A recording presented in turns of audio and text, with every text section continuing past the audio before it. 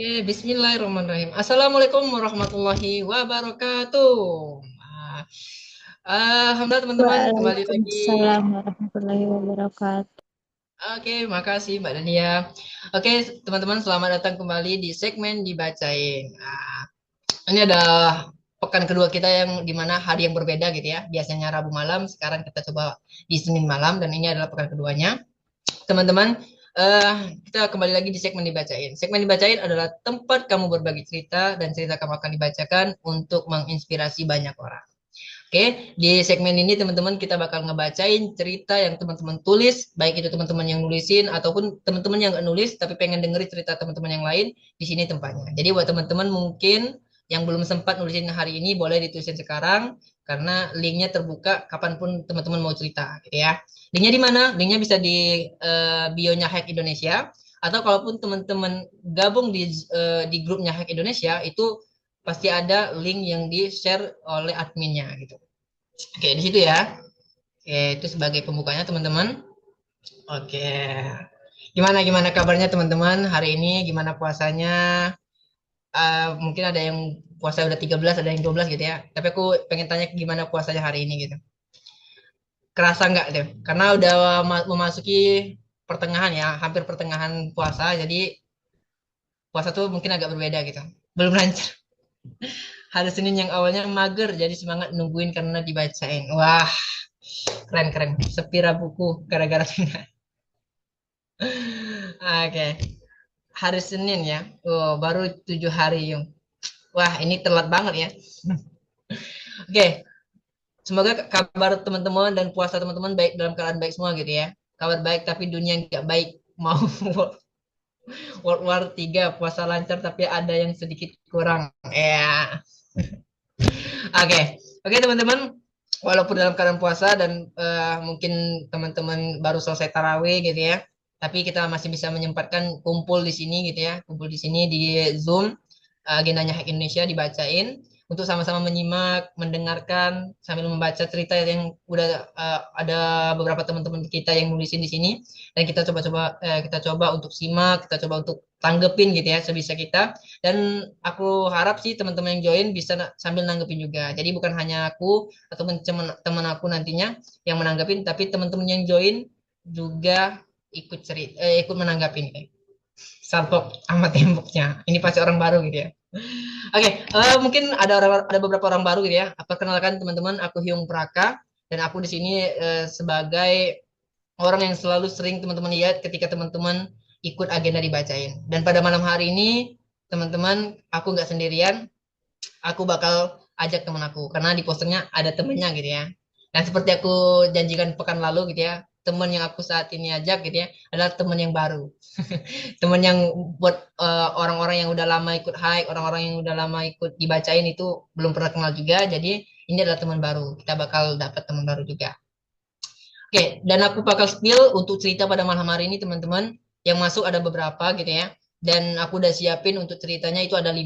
Aku harap sih waktu cukup ya. Karena aku lihat dari beberapa cerita itu bakal agak panjang gitu ya. Tapi aku harap 5 cerita ini bisa kita bahas, bisa kita baca, bisa kita ambil ibrohnya gitu, ambil manfaatnya dari beberapa cerita yang aku siapin ini. Oke, aku nggak tahu cerita ini ada yang join atau enggak orangnya gitu ya, tapi semoga nanti walaupun orang yang nulisin ceritanya ini nggak join, semoga nanti ketika rekamannya di post gitu ya, di share di grup juga, nanti orangnya ngeliat gitu ya, biar dia tahu bahwa ceritanya udah dibacain dan udah direspon juga. Gitu. Dan spoiler sedikit teman-teman, kalau sananya teman-teman ngerasa kayak dibacain ini agak kurang islami gitu ya. Nah, ini aku perjelas sedikit karena dibacain ini segmen dibuat untuk kita tuh lebih enjoy, lebih enak untuk cerita juga buat teman-teman yang mungkin belum terlalu mau ikut kajian, ikut sharing-sharing kayak kajian-kajian kayak gitu. Jadi di segmen ini tuh dibuat biar teman-teman tuh nggak merasa kayak uh, bosen gitu ya dengan uh, agenda-agenda kayak kajian gitu. Jadi segmen yang dibuat tuh biar teman-teman tuh lebih enjoy, terutama buat teman-teman yang udah berani cerita, udah mulai mau ceritain dan di sini tempatnya. Gitu. Oke, suara aku masih aman teman-teman. Aku tak mau tes itu dulu, mic dulu, tetap melek demi dibaca. Oke, gimana suara aku teman-teman? Takutnya suaraku nanti putus-putus atau gimana. Boleh direspon dulu. Aman kah? Aman ya? Oke. Oke, kalau aman, aman banget. Oke. Aku bakal kenalin temen aku. Kebetulan orangnya udah hadir dari tadi, teman-teman. Nah, ini boleh Mas Kusnaidi ya. Boleh dibuka dulu mic-nya. Oke. Oke, Assalamualaikum Mas Kusnaidi. Waalaikumsalam warahmatullahi wabarakatuh. Sehat ya, Mas? Alhamdulillah. Antum gimana? Gimana? Keadaannya gimana? Aman, aman, alhamdulillah. Aman ya, aman juga ya. Oke, sebelumnya juga aku mau tanya, ini sinyalnya gimana? Aman ya, sinyal Mas Kusnadi? Alhamdulillah aman. Tadi Alhamdulillah. ngelek, kira punya aku yang ngelek. Punya aku ya ternyata ya. Oke, Mas Kusnadi, ini ada teman-teman dari Hai gitu ya. Nah, nanti Mas Kusnadi boleh nanti perkenalan, tapi sebelum itu aku coba perkenalan singkat dulu ya antara aku dengan Mas Kusnadi buat teman-teman yang dibacain gitu ya. Jadi teman-teman, kenapa aku ajak Mas Kusnaidi ini? Jadi Mas Kusnaidi ini adalah teman aku yang aku kenal gitu ya. Kenalnya itu di salah satu komunitas yang ada di Palembang, yang mungkin teman-teman tuh tahu, yaitu Yung Aji Palembang. Nah, dari situ kami kenal gitu ya, dari satu agenda di Yung Aji Palembang, sama-sama jadi peserta gitu ya. Kemudian kami kenal dari situ, aku rasa di segmen dibacain butuh orang baru, dan aku lihat Mas Kusnaidi cocok dengan beberapa cerita ini. Jadi itulah kenapa aku pilih Mas Kusnaidi pada malam ini. Dan kenalnya udah cukup lama kalau nggak salah gitu ya. Soalnya agak-agak lupa berapa tahunnya, tapi insya Allah udah kenal lah. Itulah kenapa aku berani untuk ajak dia. Oke, oke Mas Kusnaidi, aku mau persilakan Mas Kusnaidi untuk menyapa teman-teman yang join, baik itu menyapa dan perkenalan. Boleh, silakan. Oke, Bismillahirrahmanirrahim. Assalamualaikum warahmatullahi wabarakatuh. Teman-teman semuanya, ya semoga kita semua sehat selalu ya. Alhamdulillah. Kita ini sudah puasa ke berapa tadi? 11 atau 12 ya? 12 atau 13 Oke, sudah masuk ya. sudah 13. Semoga lancar ya. Semoga kita tetap lancar ibadahnya, tetap lancar tilawahnya dan lain sebagainya. Semoga Oke. kita sampai akhir nanti, sampai hari kemenangan nanti. Oke. Amin. Benar kata Raka tadi, kita sudah kenal hampir 2 tahun ya. Awal ketemu itu di Haji Iya, Palembang. iya. Akhir kami sering berhalangan hadir untuk agenda Haji Palembang, kesibukan dan lain sebagainya. Ya, tapi alhamdulillah kemarin beberapa hari yang lalu Hyung Praka ini ngubungi kami ya terkait dengan agenda ini, dan alhamdulillah karena waktunya ada dan juga bisa cocok ya, dan alhamdulillah kita bisa bertemu hari ini ya. Alhamdulillah. Kenalin, sudah kenal nama belum ya? Kusnaidi ya. Belum, belum. Ya, nama kalau di Zoom ini Tanjung An ya. Nah, kenapa tuh? Kenapa tuh? Ya, itu plesetan sedikit sih. Ah, Kusnaidi Tanjung kan. Kalau Tanjung itu kan asal daerah sih, Ujung Tanjung oh, nama desa. Tapi karena kami suka Korea juga ya, jadi agak dipleset sedikit. Jadi Tanjung An seperti itu. oke. Oke. Oke, apa lagi nih? Mas Kus sendiri domisili sekarang Palembang ya, sama kayak aku ya, masih Palembang ya. Ya, fun fact ya, kami domisili Palembang dan kami seberangan sama Deketan ya. Praketan. Jadi di seberang jalan ya, di masjidnya seberangan itu. Jadi mungkin jarak kami tidak sampai 1 kilo ya. Ya Makanya betul betul. kalau aslinya kami Banyuasin. Ya, mungkin ada Masih. teman asli Banyuasin sini, kita satu daerah. Oke, gitu ya teman-teman. Oke, nanti boleh nanti kalau sananya teman-teman pengen tanya, boleh di kolom komentar nanti ya, beberapa. Nanti bakal tanggapin. Oke, gitu ya Mas Kusnedi udah terkenalan sama teman-teman, dan aku harap sih teman-teman udah bisa tahu gitu ya siapa Mas Kusnedi itu sendiri. Namanya itu Kusnedi Tanjung. Nah, kenapa di zoomnya itu Tanjung gitu ya? Tanjung gitu ya. Itu diplesetin aja. Karena di nama Mas Kusnedi itu ada Tanjungnya juga.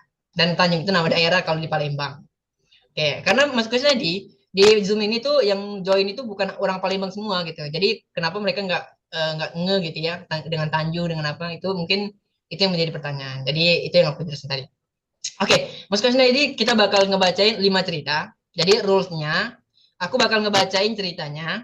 Nanti aku tampilin ceritanya gitu ya. Aku tampilin ceritanya, aku bacain. Nanti Mas Kusnaidi aku kasih waktu untuk nanggepin ceritanya gimana. Oke, udah siap, Mas Kusnaidi? Oke, gas. Siap ya. Oke, teman-teman yang di Zoom boleh? Udah siap atau belum? Udah siap atau belum nih? Nyimak ceritanya. Coba-coba. Jangan-jangan udah tidur semua nih, gara-gara denger lagu galau tadi nih. Gas, gas, gas. Oke, baru satu orang yang gas ini. Yang lain gimana? Coba-coba. Nunggu, nunggu banget gitu ya. Oke, belum tidur loh. Oke. Oke, kalau belum tidur kita coba mulai ya. Oke. Oh ya teman-teman kalau mau sambil minum, sambil ngemil boleh banget ya. Yang nggak usah canggung. Karena di sini bukan kayak formal banget. Jadi kalau sananya teman-teman sambil ngemil juga nggak apa-apa. Oke, ini udah tampil atau belum? Mas Kus lagi udah tampil belum? Sudah, sudah. Udah ya. Oke. Oke, ini kita masuk ke cerita pertama teman-teman. Tadi udah aku spill ya, ada 5 cerita. Jadi kita mungkin agak cepet untuk buka ceritanya. Oke, ini cerita pertamanya. Gimana nih? Oke, ini nama anonimnya CPDP ya. Nah, di cerita pertama ini ada 2 slide. Jadi kalau tandanya teman-teman sambil baca gitu ya, sambil baca dan bacanya itu terlewat nanti boleh dibilang. Biar teman-teman tuh nggak bingung kita tuh lagi bahas apa. Oke, ini cerita pertama ada 2 slide teman-teman. Jadi boleh disimak dulu ya. Oke, nama anonimnya CPDP ya. Dalam hidup kita sering dihadapkan pada hal-hal yang berada di luar kendali. Kadang berupa keberuntungan, kadang juga berupa ujian. Dan kali ini aku dihadapkan pada keadaan berupa ujian kesabaran yang terasa sederhana, tapi cukup menguji iman. Oke. Jadi gini, di akhir bulan, uang yang tersisa di dompetku hanya 90.000 rupiah. Wah, ini masalah uang ya. Aku berniat menggunakannya untuk membeli kebutuhan mandi, odol, sabun, dan sampo. Kebutuhan dasar yang sebenarnya tak bisa lagi ditunda. Namun tanpa diduga, seseorang datang meminjam uang padaku. Katanya ia perlu membeli tabung gas untuk memasak dan berjanji akan menggantinya malam nanti. Aku pun meminjamkan 50.000 rupiah. Malam berganti, hari berlalu. 2 hari kemudian, uang itu belum juga kembali. Esoknya saat berada di sekolah, oke berarti bentar, dia sekolah ya. Esoknya saat berada di sekolah, aku membeli 2 buah tahu isi. Rasanya enak banget, enak sekali. Dan kebetulan aku memang sedang lapar. Tapi tiba-tiba salah satu muridku, oh, oke dia sekolah ini guru ya sebagai guru. Salah satu muridku datang menghampiri. Ia meminta uang untuk jajan. Aku bilang aku tidak punya uang. Lalu dengan polos ia meminta tahu isi yang sedang kumakan. Katanya ia lapar dan tidak membawa bekal. Aku diam sejenak, tapi karena kasihan, aku pun memberikannya. Saat itu, aku sempat bertanya dalam hati, kenapa rasanya semuanya datang bertubi-tubi ya? Namun aku benar-benar ikhlas memberikannya. 2 hari berikutnya, aku benar-benar sudah tidak memiliki uang sama sekali. Hingga akhirnya, di hari itu juga, orang yang meminjam uang datang dan melunasi utangnya. Ia meminta maaf karena terlambat mengganti. Alhamdulillah. Oke, lanjut dulu. Aku pun berniat membeli kebutuhan mandi yang sempat tertunda.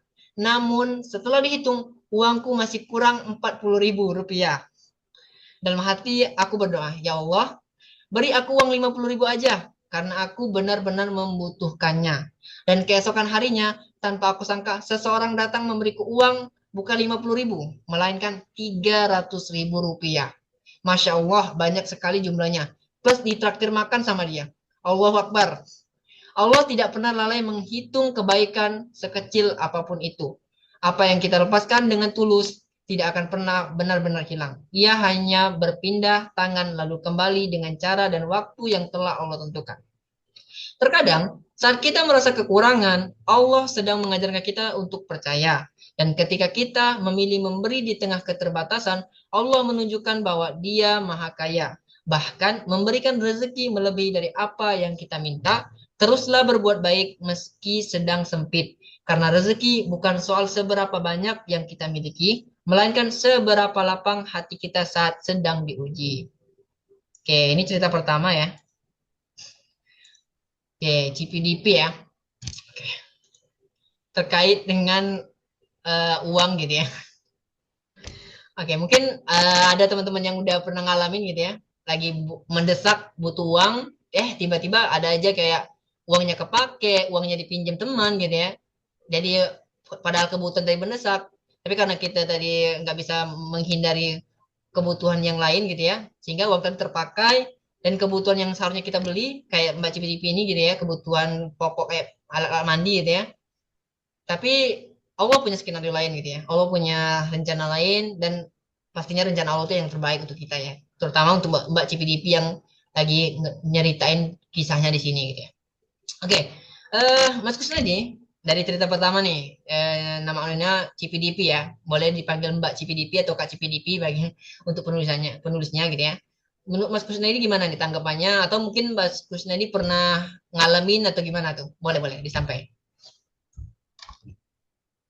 Oke, jelas ya suaranya ya. Oke, jelas jelas. Oke, Mbak Cipidipi tadi ya. Masya Allah itu suatu kisah atau cerita yang luar biasa yang bisa menginspirasi kita bahwa rezeki itu memang nggak bisa disangka-sangka ya. Memang awalnya kita punya sedikit rezeki ya, 90.000, entah itu 50.000, yang memang sudah em, untuk memenuhi kebutuhan kita sehari-hari. Dan itu memang kebutuhan yang primer yang nggak bisa ditunda lagi. Tapi eh, ada suatu hal yang nggak bisa memang yang mempengaruhi itu tidak bisa terpenuhi ya. Jadi ada orang atau teman yang ingin meminjam atau ingin meminta seperti itu dan itulah titik di mana kita diuji. Apakah kita mementingkan kepentingan kita pribadi atau kita mementingkan dia yang memang kalau kita lihat dia lebih membutuhkan daripada kita seperti itu. Jadi apakah hati kita lapang untuk meminjamkan, untuk memberi? Nah, itu yang diuji oleh Allah Subhanahu wa taala. Jadi ini sih sangat relate ya dengan apa yang pernah aku alami seperti itu. Jadi aku dulu pada saat kuliah, pada saat itu butuh uang untuk bayar kuliah ya, UKT kalau di sini nyebutnya uang kuliah tunggal. Jadi pada waktu itu memang kosong, nggak ada uang seperti itu. Dan bentar lagi waktunya sudah deadline ya, sudah mau tutup untuk bayarannya. Dan bingung mau minta ke siapa, mau minjem ke siapa. Dan alhamdulillahnya waktu itu karena kami tinggal di masjid ya, dan kami nggak pernah nyangka seperti itu. Kami dipanggil atau diundang untuk ngisi acara, ngisi pengajian dan sebagainya. Dan itu nggak pernah ngarap bayar atau apapun seperti itu. Karena memang di sini di tempat kami itu memang gotong royongnya sangat kuat. Jadi memang nggak pernah mengharap apapun. Dikasih uang sebagai bayaran, alhamdulillah, nggak dikasih juga nggak apa-apa. Karena memang kami tujuannya untuk membantu. Tapi alhamdulillahnya pada saat itu memang rezeki itu nggak disangka-sangka ya. Tiba-tiba tuan rumah ngasih seperti itu kan. Em, dan dilihat nominalnya, Masya Allah. Itu sangat membantu kami untuk membayarkan uang kuliah kami. Dan memang apa yang kita butuhkan itu pasti Allah berikan seperti itu. Dan belum tentu yang kita inginkan itu Allah berikan. Karena kenapa? Karena belum pasti yang kita inginkan itu yang terbaik untuk kita. Jadi mungkin yang memang kita butuhkan itu yang akan diberikan oleh Allah. Ya, jadi jangan pernah berburuk sangka, jangan pernah suuzon lah dengan rencana Allah. Jadi kalau kita terus berhusnuzon dengan rezeki yang Allah berikan, maka rezeki itu mungkin akan lebih dari apa yang kita inginkan. Ya, seperti itu. Jadi em, kita sebagai hamba, sebagai makhluk, kita harus memperbanyak ikhtiar, memperbanyak doa. Agar kenapa? Agar rezeki yang kita dapatkan itu halal dan sesuai dengan apa yang kita butuhkan. Ya, bukan sesuai dengan apa yang kita inginkan. Karena kita ulang di awal tadi, kalau yang kita inginkan itu belum tentu baik untuk kita. Ya, jadi teruslah berhusnuzon dengan rencana Allah seperti itu. Dan sangat luar biasa ini kisahnya sangat menginspirasi dan tadi ditutup dengan kata-katanya yang coba dibuka lagi Prakah yang kata-kata terakhir ini tadi.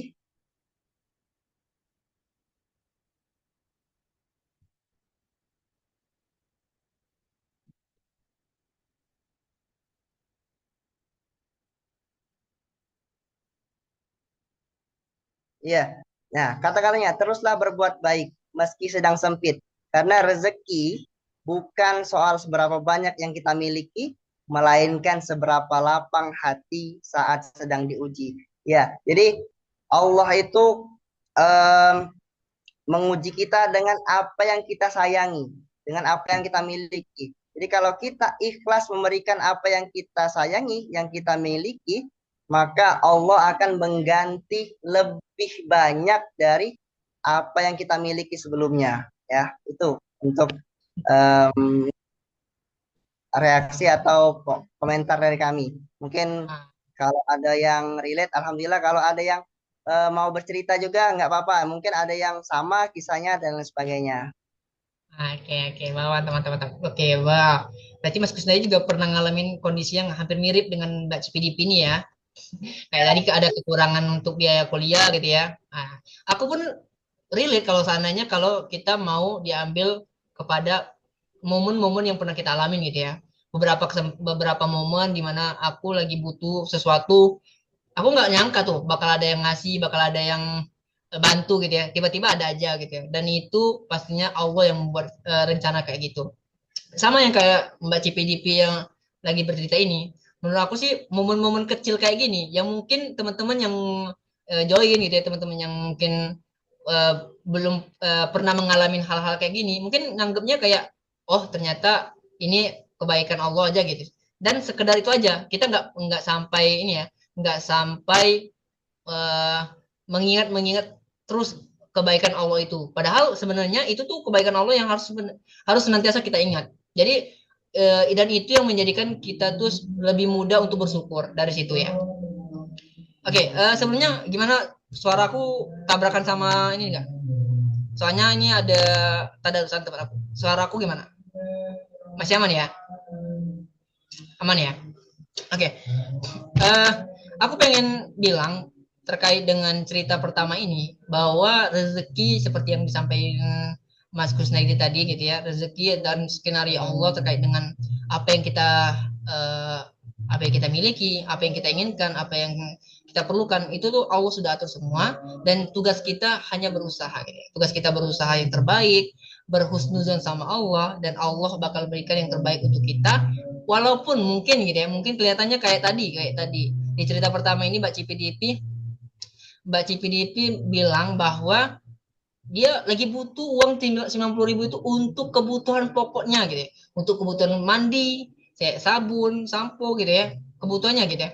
Dan 90.000 itu udah disiapin banget gitu ya. Tapi Allah punya rencana lain dengan ya tadi ada temennya minjam, tiba-tiba kebutuhan kayak makan itu perlu banget gitu ya. Jadi yang awalnya 90.000 untuk kebutuhan pokok kayak peralatan mandi tadi udah disiapin banget, tiba-tiba hilang gitu ya. Dan depending dulu untuk membeli kebutuhan itu. Tapi di lanjutan ceritanya tadi, Mbak CPDP menyampaikan tuh, dia nggak nyangka bahwa ada orang yang beri, ada temennya yang ternyata malah memberikan rezeki yang lain gitu ya. Dan itu justru melebihi dari apa yang udah dia siapin sebelumnya. Dan itu menurut aku skenario yang sangat indah dari Allah untuk Mbak CPDP-nya. Dan mungkin kalau seandainya kita nggak mengambil manfaat gitu ya, kayak Mbak CPDP menceritakan itu karena dia tuh udah tahu bahwa di ceritanya ini ataupun di kejadiannya itu itu ada manfaatnya, sehingga dia mau bercerita di sini karena dia tahu itu ada manfaatnya. Seandainya kalau misalnya kita nggak mengambil manfaat dari situ, mungkin Mbak Cipi bakal, aduh, alhamdulillah aja, alhamdulillah udah dikasih Allah rezeki kayak gini, sudah sebatas itu aja ya. Sebenarnya nggak apa-apa, yang penting kita udah bersyukur gitu ya. Tapi kalau seandainya Mbak Cipi senantiasa mengingat itu sebagai kebaikan dari Allah, dan dari situ kita bakal lebih mudah untuk bersyukur. Sehingga ketika Mbak CPDP sedang mengalami kesusahan lain gitu ya, oh Allah pernah membantu aku dalam keadaan gini nih, nggak mungkin Allah ninggalin aku dalam keadaan sesulit sekarang gitu ya. Jadi di kesulitan selanjutnya Mbak CPDP bakal lebih mudah untuk bersyukur, untuk berprasangka baik sama Allah ketika mengingat kebaikan-kebaikan Allah dari hal sekecil ini gitu ya, sekecil yang diceritakan dia saat ini gitu ya. Mungkin teman-teman yang join pernah ngalamin hal yang sama, pernah berada di posisi Mbak CPDP gitu ya, mengalami suatu musibah, suatu ujian dari Allah, kemudian sudah berada di titik di titik tidak bisa berbuat apa-apa lagi, namun Allah bantu dengan hal yang tidak disangka-sangka. Seperti itu pun rezeki ya teman-teman. Rezeki dari Allah tuh ya, Allah bisa memberikan rezeki dari hal yang tidak disangka-sangka. Baik itu diberi orang, baik itu kita bisa kayak tiba-tiba diundang acara, kemudian dapat ini gitu ya, dapat ada bantuan atau gimana. Tapi itu semua skenario Allah, dan seandainya kita bisa mengambil manfaat dari itu, kita bisa lebih mudah untuk bersyukur dan mengingat itu semua sebagai rezeki dari Allah, dan memudahkan kita juga untuk berprasangka baik kepada Allah gitu ya. Bantuin ya Allah, ini udah akhir zaman, takut banget ketemu Dajjal. Wah, ini kebanyakan nonton escape kayaknya. Oke, gitu ya teman-teman. Jadi buat Mbak CPDP, terima kasih banget, cerita kami ini menjadi reminder juga buat aku gitu ya. Mungkin beberapa momen yang aku anggap itu udah lewat, okay? Aku udah lupa. Kemudian ketika membacakan cerita ini, menyimak cerita ini, aku keinget lagi tuh dengan momen-momen yang Allah bantu aku banget, dan dari situ aku bisa untuk bersyukur. Oh, ternyata Allah udah bantu aku di saat itu gitu ya. Dan dari situ juga kedepannya aku lebih mudah untuk bersyukur juga. Oke, gitu ya teman-teman cerita pertama.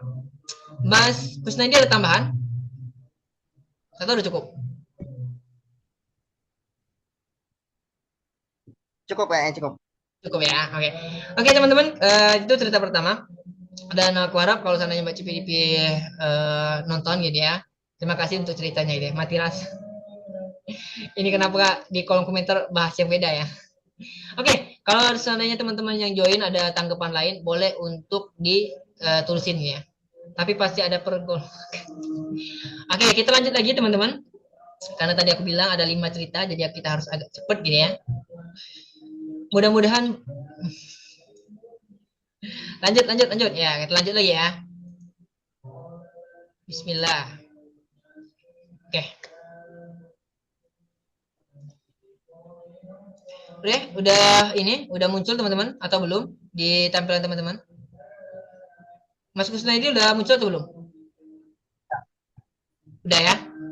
Oke, kita lanjut dulu. Oke. Nah, banyak. Oke, ini ya. Ini cerita kedua. Oke, ini nama anonimnya siapa nih? Tertutup. Oh, Dita ya. Oke, ini nama anonimnya Dita ya, teman-teman. Oke, Kak Dita ya. Aku senang bisa sampai di tahap ini setelah berjuang di 5 semester sebelumnya. Oke, berarti kalau 5 semester sebelumnya dia masuk semester 6 gitu ya. Katanya di tahap ini dipenuhi banyak struggle. Emang iya. Begitu, bagiku sih begitu. Mundur udah gak bisa, maju pun susah. Ada banyak sekali pikiran-pikiran dalam otakku tentang semester ini. Dari kekhawatiran tentang pengisian KRS, ya tentang salah atau ya entah salah atau kurang, harus berurusan dengan dosen PA terkait pengisian dan pengesahan KRS yang keberadaannya saja selalu bikin gemas tiap kali diperlukan. Andai aku bukan mahasiswa, pasti tidak akan berurusan dengan hal-hal seperti ini. Memikirkan judul penelitian yang tak kunjung ditemukan. Berpikir apakah lulus tahun depan adalah jalan terbaik atau malah sebaliknya. Di satu sisi diriku selalu mencemaskan masa depan yang tak tahu akan seperti apa, tapi hatiku malah ingin selalu menggapainya. Di sisi lain, berpikir apakah aku sudah salah ambil jurusan ya? Wah, lah semester 6 baru mikir ya, salah ambil jurusan ya. Di satu sisi, aku ingin membuktikan bahwa aku bisa lulus seperti mahasiswa lainnya. But sometimes diriku berpikir lulus kuliah juga bukan menjadi jaminan kesuksesan di dunia kerja saat mau cari kerja. Nah lo, kebingungan, kebimbangan, dan rasa insecure pun mulai menggerogoti jiwa ini. Entah pikiranku saja yang berlebihan, ataupun hanya was-was dalam hati saja. Keadaan menuntutku banyak hal. Ku takut jika nanti diriku tak bisa memberikan manfaat lebih kepada banyak orang dan sekitar, tapi aku bertekad akan selalu memberikan yang terbaik versi diriku sebisa mungkin, sebaik mungkin, dan semampu yang aku punya. Keadaan saat ini, ku yakin pasti akan berlalu seiring detik jam di dinding yang terus berjalan.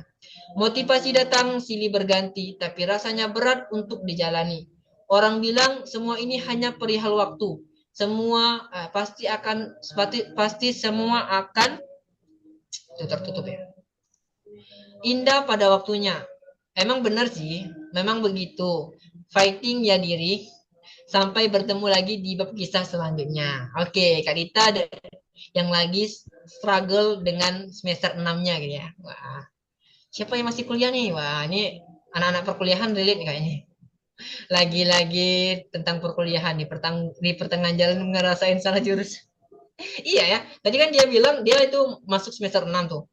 Di semester 6 itu dia baru nyadar tuh. Kayaknya aku salah jurusan deh. Wah, itu telat banget gitu. Oke, tapi kita lagi berbicara tentang hanya terkait dengan perkuliahannya. Wah, ada teman-teman yang masih kuliah di antara beberapa orang yang join atau udah alumni semua ya, alumni ya. Oke, oke, gimana ya? Hyung sama Mas Tanjung pernah ngerasain nggak? Ya pernah lah. Kalau Kak Kusnaidi kan sudah tadi bilang tadi, dia sudah pernah kuliah juga kan tadi dia berbicara tentang uang kuliah juga tadi kan. Nah kalau aku teman-teman tahu lah pasti. Aku alhamdulillah udah alumni ya, nggak disebut mahasiswa lagi. Oke, kayaknya teman-teman di sini udah ini ya, udah nggak kuliah lagi. Tapi aku harap sih teman-teman udah pernah ngerasain gitu ya, minimal tahu tentang dunia perkuliahan. Gitu ya.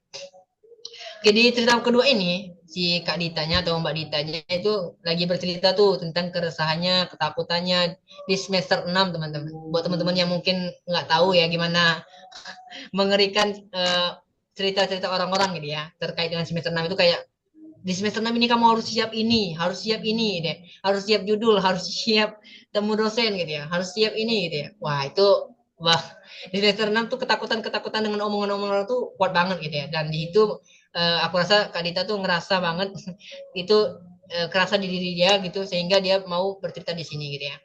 Oke, Kak Kusnedi, Mas Kusnedi nih, gimana nih tanggapannya? Mungkin ada pengalaman di semester 6 kemarin gitu ya, pas kuliah kemarin. Atau sebelum lulus ada pengalaman gimana terkait dengan perkuliahannya juga. Boleh, silakan. Oh, Masya Allah, ini Dita ya.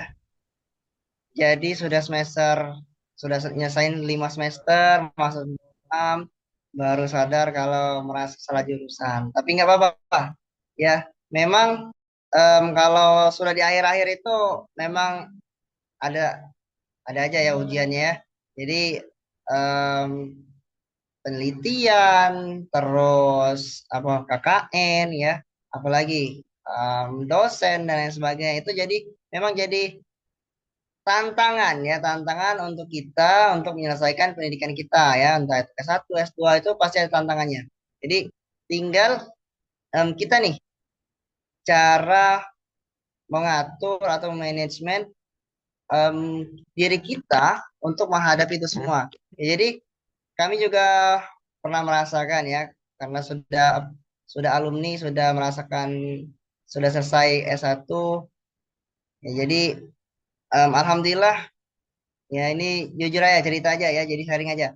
Jadi alhamdulillah kami nyelesain pendidikan itu 11 semester. Memang itu kalau kata orang terbilang lama ya, telat dan lain sebagainya. Tapi kami merasanya oh dari semester-semester sebelumnya ada saja hikmah atau pelajaran yang bisa kami ambil seperti itu. Nah, jadi memang kalau sudah di semester 5, 6, nah itu kan memang sudah banyak sekali tantangan-tantangannya. Kalau semester 1, 2 itu ya masih senang-senang, masih bisa jalan-jalan, nongki-nongki, 3 ya masih masih bisa lah sedikit-sedikit ya. 4, 5, nah itu sudah mulai deg-degan, sudah mulai was-was. Mau mau neliti apa nih? Mau cari judul apa ya? Mau neliti di mana seperti itu. Dan kami juga merasakan seperti itu. Pernah ngajuin judul, alhamdulillah ditolak, ngajuin lagi, tolak lagi, seperti itu. Sampai kami tuh malam-malam datang ke rumah dosen cuma mau minta ACC judul. Ya, oh itu perjuangan sangat luar biasa ya. Memang kalau kita apa namanya rasakan memang berat, tapi kalau kita nikmati dan terus kita jalankan dan juga jangan lupa kita untuk terus berdoa. Biar kenapa? Biar yang kita lakukan ini, yang kita jalani ini itu ikhtiar kita untuk menyelesaikan pendidikan ya, untuk mendapatkan ilmu, untuk mengubah pola pikir kita bahwa masalah yang kita hadapi ini pasti akan ada jalan keluarnya ya, seperti itu. Dan kalau kita merasa salah jurusan, nah itu mungkin memang terasa berat aja ya.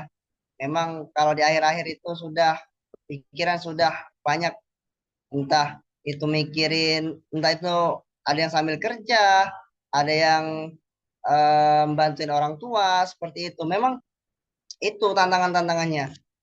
Dan kalau kita lihat dari Mbak Dita ini, dia terlalu overthinking ya. Kalau menurut kami ya, itu terlalu overthinking dengan masa depannya. Padahal kalau dari kami pribadi, itu selesain dulu apa yang ada di depan mata. Ya, kalau kita fokus ke apa yang kita hadapi sekarang, insya Allah perlahan demi perlahan itu akan bisa kita selesaikan dengan baik. Ya, jadi kami em, selesai KKN langsung ngajuin judul itu hampir 2 semester, hampir 2 semester itu cuma mau asisi judul. Terus semester selanjutnya penelitian, dan alhamdulillah pada saat mau daftar sidang dan mau ACC skripsi itu nggak jadi di ACC karena kenapa, masih ada revisi yang harus diselesaikan. Dan padahal mau sidang nih, udah mau sidang ya, teman-teman juga sudah ada mau sidang seperti itu, dan kami yang belum dapat tanda tangan untuk ACC kayak kecewa seperti itu. Dan juga pernah merasakan kayak ya sudah, tinggalkan dulu menepi sejenak ya, sampai kami itu menepi sampai 2 bulan kami urusin skripsinya. Tapi setelah itu kita refresh, kita restart lagi, kita datangi lagi dosennya, dan alhamdulillah setelah itu langsung di ACC. Dan memang rencana Allah itu ya memang sangat luar biasa. Padahal di berapa bulan sebelumnya itu sangat kayak sudah selesaiin ini bisa nggak ya. Memang kalau kita terlalu overthinking dengan apa yang kita dengan masalah yang kita hadapi, memang kita nggak akan bisa kayak fokus seperti itu, nggak bisa kayak kira-kira apakah aku bisa nyelesain ini apa enggak ya, seperti itu. Nah, tinggal kita fokus dengan apa yang kita jalani, berhusnuzon dengan rencana Allah, insya Allah itu akan selesai dengan baik ya. Jadi jangan terlalu fokus dengan masalahnya, tapi fokuslah dengan cara menyelesaikannya, seperti itu. Kalau memang itu terasa berat, ya tinggal kita kerjakan, dan jangan lupa meminta bantuan Allah agar masalah yang kita hadapi ini, entah itu skripsi dan lain sebagainya, bisa kita selesaikan dengan baik, seperti itu. Oke, itu ya Mas Yesaya. Ada tambahan lagi? Mungkin yang lain pertama ada Oke. Oke, gitu ya teman-teman dari Mas Kusnaidi terkait dengan cerita kedua ini, Mbak Kak Dita tadi ya. Ya. Ya, aku juga pengen bilang bahwa buat Kak Dita sama kayak Mas Kusnaidi bilang tadi, kamu jangan terlalu overthinking terkait masa depan kamu gitu ya. Karena kan masa depan kamu tuh ya kita nggak pernah tahu gitu ya. Tapi kita bisa mempersiapkan di hari ini dengan keadaan kita saat ini gitu ya. Terkait dengan perkuliahan dengan semester tua gitu ya. Aku mikirnya tuh semester tua gitu ya, nganggap semester tua karena aku ketika berada di posisi kayak sama Mbak Dita gitu ya, di semester 6 gitu ya, semester semester 6 semester 7 itu banyak sekali orang-orang dia alumni kakak tingkat yang bilang kamu harus siapin ini siapin ini siapin ini. Aku udah prepare banget tuh. Aku tipe mahasiswa yang kalau ada info-info langsung aku cari tahu gitu ya, langsung aku cari tahu gimana ini gimana ini gimana ini. Aku udah coba-coba cari tahu lebih dulu gitu ya dari teman-teman aku. Tapi ternyata gitu ya, ternyata ketakutan-ketakutan yang kita bayangkan, ketakutan-ketakutan yang kita pikirkan gitu ya, yang belum terjadi gitu ya, yang belum terjadi. Terkadang itu tuh hanya di pikiran kita aja, teman-teman.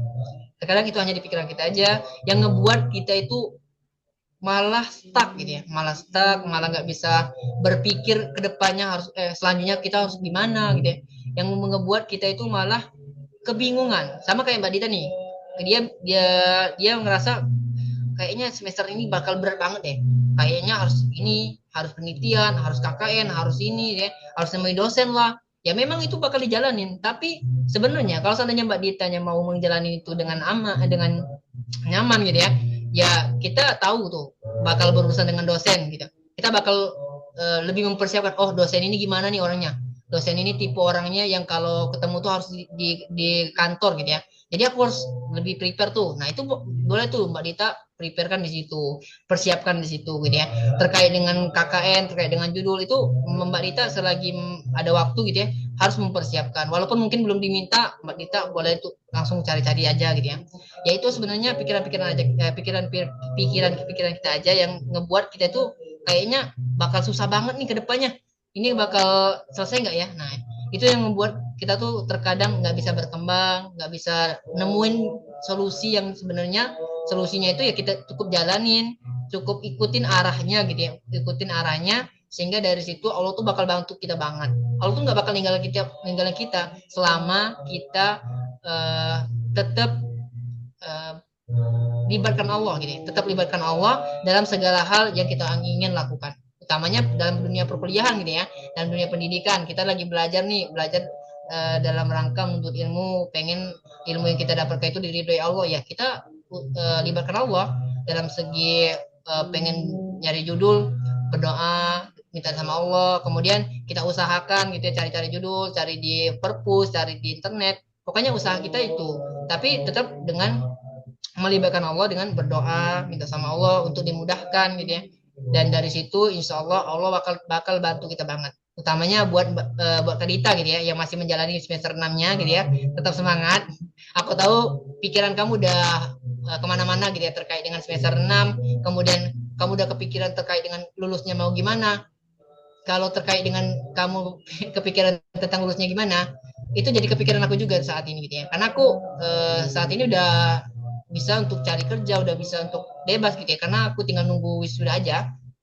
Dan itu menjadi pikiran aku sekarang. Tapi karena aku tadi bilang, pikiran kita yang membuat kita stuck. Jadi aku nggak terlalu sampai berlarut-larut gitu ya. Mungkin ada momen di mana aku kepikiran, ini aku harus gimana misalnya. Tapi kembali lagi, aku punya standar sendiri, aku punya kendali di situ gitu ya. Kalau aku pengennya hanya berpikir tentang gimana aku selanjutnya tanpa aku bertindak, tanpa aku harus ngelakuin sesuatu, ya aku bakal stuck di situ. Tapi kembali lagi itu adalah kendali kita yang dimana kita bisa punya pilihan di situ. Kita punya pilihan, kita bisa mempersiapkan sesuatu, cari di sini, cari di situ, persiapkan ini, persiapkan itu, dan itu tugas kita sebagai manusia. Dan jangan lupa libatkan Allah dalam setiap tindakan kita juga. Ya utamanya tadi, kalau seandainya kita udah bisa ngelibatin Allah, kita bakal lebih mudah untuk berhusnuzon sama Allah. Sama kayak cerita pertama tadi, Kak CPDP bisa dibantu oleh Allah dalam hal yang tak disangka gitu ya. Begitupun dalam hal Mbak Dita ketika menjalani kesulitan-kesulitan, ketika Mbak Dita mampu untuk melibatkan Allah dalam segala hal, insya Allah nanti Allah bantu dengan hal yang tidak diduga-duga juga. Insya Allah kayak gitu ya.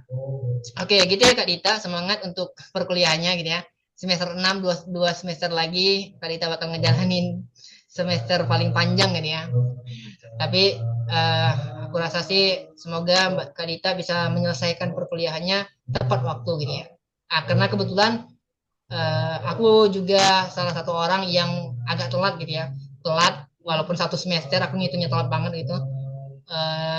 Dan telat aku itu alasannya ya tadi kembali lagi karena overthinking, karena kepikiran yang terlalu banyak, terlalu panjang gitu ya, terlalu banyak di pikiran sehingga ngebuat aku harus ngulang satu semester. Dan dari setelah satu semester itu ketika aku di jalan nih, pikiran-pikiran aku yang membuat aku stuck kemarin ternyata nggak serumit itu ternyata. Kan waktu aku semester 8 itu aku udah jalani skripsi tuh. Nah, di skripsi itu kepikiran aku tuh gimana tuh terkait dengan oh dosen ini gimana nih. Ternyata kemudian udah ngelewatin sempro, sudah ngelewatin tinggal sidang aja gitu ya, tinggal sidang.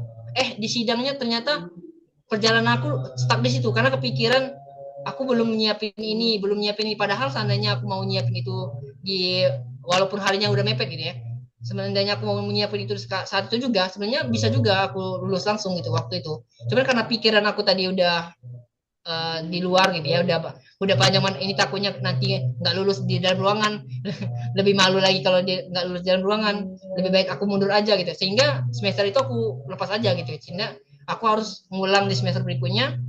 Dan ketika aku jalanin di semester ini gitu ya, di semester kemarin baru kemarin aku selesai sidang, ternyata nggak seburuk yang aku bayangin. Dan itu aku rasa bakal kamu alami juga sama Mbak Dita gitu ya.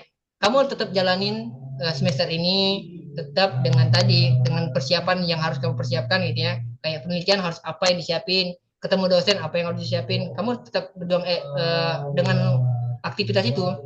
Tapi tadi pikiran-pikiran tadi kamu harus batasin dan kamu harus lawan pikiran-pikiran itu sehingga dari situ kamu nggak bakal stuck di situ aja gitu ya. Oke, itu ya teman-teman. Karena ceritanya itu ngingetin aku di mana aku ada pernah momen stuck gara-gara pikiran aku juga sama kayak Mbak Dita yang mikirin gitu ya, mikirin sesuatu yang belum terjadi sebenarnya, tapi karena pikiran kita tadi udah kemana-mana ya sudah, ujung-ujungnya membuat kita itu nggak berkembang, membuat kita tuh nggak bisa memilih jalan yang benar, memilih solusi yang benar bukan jalan ini.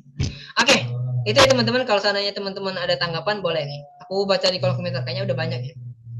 Wah, Houting apa nih? Waiting Kak Dita. Kamu pasti bisa. Emang semester segitu adalah semester yang banyak banget struggle-nya. But bener itu hanya perihal waktu. Dan ketika kamu udah selesai dan melihat ke masa lalu, kamu akan bilang, wah ternyata sudah sejauh ini. Itu dari Mbak Rihapia ya, Kak Dita. Kak, kamu nggak salah jurusan kok. Itu adalah was-was doang. Semangat ya, judul penelitian mah bisa di riset. Nah, oke, ini gedebak-gedebuk mendadak mendidik banget baru judul aja mah. Takut banget yang ke atasnya gimana nantinya. Nah, ini ketakutan-ketakutan kayak gitu tuh sebenarnya bisa kita minimalisir. Kalau seandainya kita udah bisa berdamai gitu ya. Kayak tadi kita bisa mempersiapkan apa nih yang harus disiapin di semester ini. Aku tuh bahkan ketika kuliah kemarin, aku tuh udah nyiapin 8 semester dari semester 1 gitu ya. 8 semester udah aku siapin tuh. Materi-materi itu kami udah dikasih tuh. Jadi aku udah mempersiapkan ini bakal belajar ini dan aku udah prepare banget gitu ya. Tapi ya tadi masih aja kepikiran kayak gini. Oke, lanjut lagi. Semangat ya, semangat Karita. Judul penelitian nggak semenakutkan itu kok. Oke, itu dari Mbak Sana tuh. Saran cari judul, cari topik-topik yang disukai dulu. Riset penelitian orang, kembangkan dan buat kerangka. Oke, semangat. Hal baik pasti Allah mudahkan. Nggak ada waktu yang telat, tapi semuanya akan sesuai di waktu yang tepat. Aku ngajuin judul ketolak. Stres asli. Tapi akhirnya ternyata terlewati dan aku yakin Kak Dita pun demikian. Satu lagi, jangan lihat progres orang lain, fokus aja sama diri kamu ya Kak Dita. Semangat ya, semoga Allah mudahkan. Amin. Oke. Intinya husnuzon sama Allah, dosen kamu dan diri sendiri. Oke teman-teman, ini cerita kedua dari Kak Dita gitu ya terkait dengan struggle-nya di dunia perkuliahan. Oke. Mungkin teman-teman yang join atau ada yang masih kuliah atau mungkin pernah ngalamin gitu ya, mungkin agak relate dengan cerita Kak Dita yang struggle di perkuliahannya. Oke, kita lanjut lagi atau gimana? Mas Kusnaidi ada tambahan atau mau lanjut lagi? Izin nambahkan sedikit. Boleh, boleh. Jadi kalau Silakan. ya,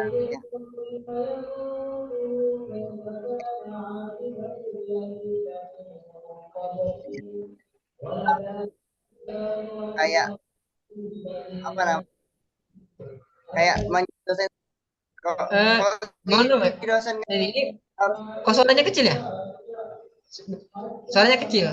Coba, coba. Nah, ya, betul dong. Coba tes dulu.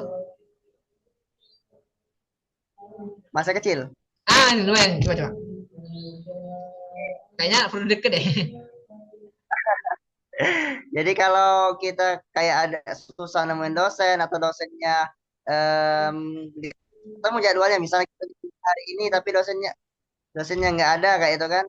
Nah, mungkin saran dari teman atau dari guru kami dosen lain. Ya, semoga dosen ini banyak umurnya kayak itu kan. Semoga ya lapang kayak itu kan. Ya, jadi em, atau dilembutkan hatinya seperti itu. Jadi kita kayak nggak overthinking sama dosennya. Kayaknya dosen nyusahin kayak itu kan. Nah, jadi kita doain aja dosennya biar dosennya itu bisa luluh kayak itu.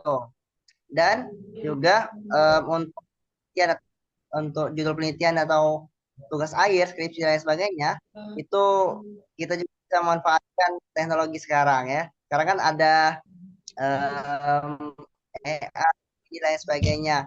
Tapi itu bukan patokan utama, itu cuma jadi kayak pendukung ya seperti itu. Jadi nggak jangan jangan susah dan sebagainya. Ada teknologi yang bisa kita manfaatkan, tapi dengan selektivitas yang tinggi. Kita juga harus selektif dengan hal-hal atau informasi-informasi yang ada di internet. Dan terakhir, jangan overthinking dengan masa depan, tapi fokuslah untuk meningkatkan potensi diri, ya, meningkatkan soft skill, hard skill dan lain sebagainya. Jadi kalau kita sudah fokus ke dengan diri sendiri, kita menyiapkan diri kita dengan skill-skill yang harusnya kita miliki, insya Allah masa depan itu akan bisa kita gapai dengan baik. Jadi jangan terlalu banyak overthinking, tapi banyaklah untuk meningkatkan potensi diri. Oke, itu tambahan dari. Oke, makasih Mas Kusnaidi ya tambahan gitu ya teman-teman. Tanggapan dari Mas Kusnaidi terkait dengan cerita Kak Dita. Semangat semangat buat Kak Dita untuk semester 6-nya gitu ya. Oke, teman-teman gimana? Ada tanggapan? Kalau seandainya teman-teman ada tanggapan boleh ditulis di kolom komentar. Atau kita lanjut dulu ya. Kita lanjut dulu ke cerita ketiga. Oke. Nah, ini cerita kedua tuh masih aman-aman ya. Nah, cerita ketiga ini bakal agak nggak aman gitu. Oke, oke, oke. Ini cerita ke masih dua tadi ya. Nah, ini cerita ketiga teman-teman. Dan cerita ketiga ini ada dua slide teman-teman. Jadi aku harap kalau seandainya teman-teman baca gitu ya, sambil baca ceritanya dan ketinggalan boleh nanti dibilang buat aku ulangin lagi. Soalnya kalau seandainya teman-teman tuh putus ceritanya, takutnya teman-teman tuh keliru ceritanya lagi bahas apa.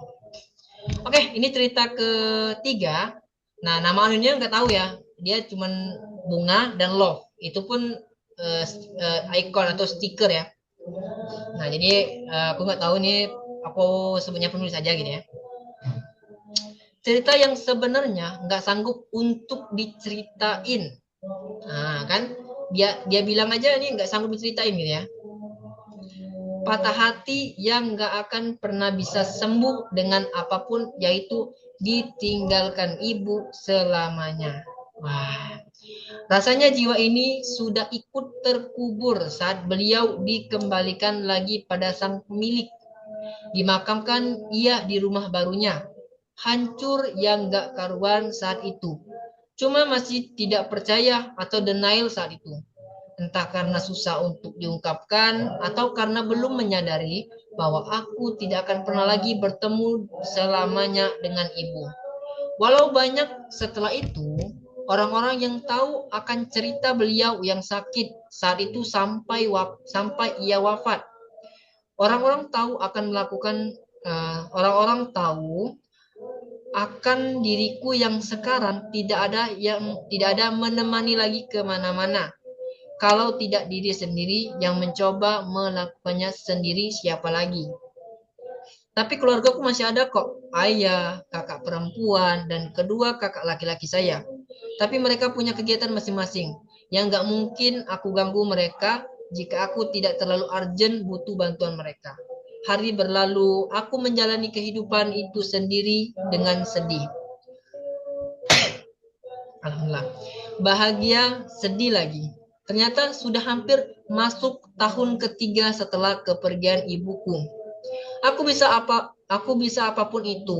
Bisa pergi sendirian kemana-mana, pergi acara kemana-mana sendirian, pergi ke tempat yang aku mau sendiri kemana-mana, dan masih banyak lagi. Aku lakukan sendiri semua karena aku masih hidup. Makanya aku lakukan selagi aku bisa, ya kan. Tapi saat-saat ini rasanya semakin berat. Rasa rindu mulai datang lagi. Rasa itu sakit banget. Rasa itu sakit sekali saat mulai diingat-ingat kenangan bersama beliau. Dan aku setiap bulan pasti akan datang ke rumah baru beliau walaupun harinya tak menentu. Ini slide pertama. Kadang hari Jumat pagi, kadang hari Minggu, ya kadang kelupaan. Rasanya sedih kalau sampai lupa datang ke rumah beliau. Itu aku bersama siapa perginya? Ya sendirian. Karena aku lebih puas mau cerita apapun di situ dengan beliau. Ya terkadang kakakku atau ayahku atau ayuku ikut menemani kalau aku ajak. Tapi pernah mereka marah karena aku sendirian ke sana, katanya ngerikan banyak laki-laki di pemakaman itu. Dan kebetulan banyak juga. Cuman aku berdoa sama Allah, ya Allah jaga aku, lindungi aku sebentar. Aku mau ketemu ibuku dulu. Ya walaupun dalam hati udah dak dikduk. Cuma balik lagi intinya, aku senang setelah berkunjung ke rumah beliau, bercerita tentang dunia yang panah ini, mendoakannya, dan memberi hiasan untuk rumah barunya. Itu saja cerita panjangnya, karena kalau mau dituliskan lagi nanti nggak muat. Hari-hari berlalu, aku menjalani hidup seperti biasa, hingga akhirnya bertemu kajian pertamaku di Hak Indonesia, yang mana di usia 22 tahun menuju 23 ini, Allah menemukan berarti ada tujuan dan mau dari diriku supaya bisa kenal banyak orang-orang yang Masya Allah pengalaman dan ilmu yang mereka berikan kepada kita itu menjadikan kita dapat bahwa ada hikmahnya setiap perjalanan yang dilalui dari pedih, luka, serta jalan panjang. Masya Allah, semoga aku dan temanku ikut terus menerus setiap agenda yang ada di Hak Indonesia. Barakallahu fikum. Oke, di cerita ketiga teman-teman. Oke, kita masuk ke cerita ketiga ya teman-teman. Wah ini cerita ketiga agak ini ya, agak agak sensitif kita bahasnya gitu ya. Cerita ketiga ini si penulis di sini dia nggak nyebutin nama anonim dan nggak tahu juga siapa namanya gitu ya. Tapi aku sebutnya penulis aja. Di cerita ketiga ini si penulis itu coba untuk menyampaikan kerinduannya gitu ya, kerinduannya terhadap ibunya yang udah meninggal kurang lebih 3 tahun dia bilang tadi ya, di tahun ketiga dia bilang. Dimana kalau kita melihat dari cerita ketiga ini, kesedihan si penulis ini terlihat banget dari tulisannya gitu ya, dimana dia itu selalu keinget tentang ibunya, dimana juga dia cerita bahwa hari-hari hidupnya gitu ya, selama ibunya itu masih hidup gitu ya, masih bersamanya dia gitu ya, dia itu selalu bersama ibunya, jadi kenangan-kenangan itu bakal sering terulang. Dan di ceritanya ini dia coba untuk menyampaikan itu, dan aku harap sih buat si penulis gitu ya, kamu mendengar nanti ceritanya dibacain ini, dan dari apa yang kamu tuliskan dan udah dibaca juga, semoga sedikit membuat hati kamu menjadi lebih tenang gitu ya. Oke, dari Mas Kusnaidi sendiri nih, gimana nih tanggapannya terkait dengan cerita ketiga ini? Boleh Mas Kusnaidi panggilnya penulis aja gitu, kalau nggak ada namanya soalnya tadi. Boleh. Orang ya. Oke. Oke, untuk kamu yang sedang rindu ibunya, yang sudah mengirimkan ceritanya, pertama berduka cita ya. Memang berat rasanya kalau kita ditinggalkan orang yang tercinta, ya.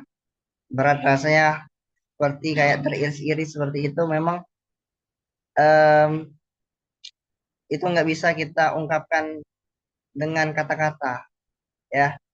Memang kalau sudah kaitannya dengan orang tua, ya, dengan orang yang terkasih, itu pasti berat untuk kita ceritakan. Tapi balik lagi, ini sudah jadi kuasanya Allah, sudah jadi takdirnya, sudah jadi sunatullah bahwa kita yang hidup, ya, orang tua kita, kakek kita, nenek kita, itu pasti bakal meninggalkan kita. Jadi em, sedih itu bukan suatu ungkapan yang salah ya, tapi memang sedih itu suatu emosi yang kadang nggak bisa terkontrol seperti itu. Jadi kalau kita timbul rasa rindu, kangen dan lain sebagainya, itu mungkin orang yang kita cintai itu minta untuk didoakan oleh kita. Apalagi kita sebagai anak yang insya Allah jadi anak yang berbakti, yang soleh-soleha, kita harus mendoakan orang tua kita, ya. Karena doa kita lah yang bisa membantu mereka, membantu kedua orang tua kita, atau membantu orang-orang terkasih kita yang sudah mendahului kita untuk em, bisa meringankan semua beban yang ada di dalam kubur. Karena kalau kita sudah berdoa, sudah sebagai anak sudah mendoakan kedua orang tuanya, insya Allah itu em, tidak ada pembatas, tidak ada penghalang ya. Karena kita akan dicap menjadi anak yang soleh dan soleha. Karena doa kita lah yang ditunggu oleh mereka. Seperti itu. Dan kita kalau sedang rindu atau sedang kangen, ya nggak apa-apa untuk hadir, untuk berkunjung, untuk em, datang ke kuburan, itu.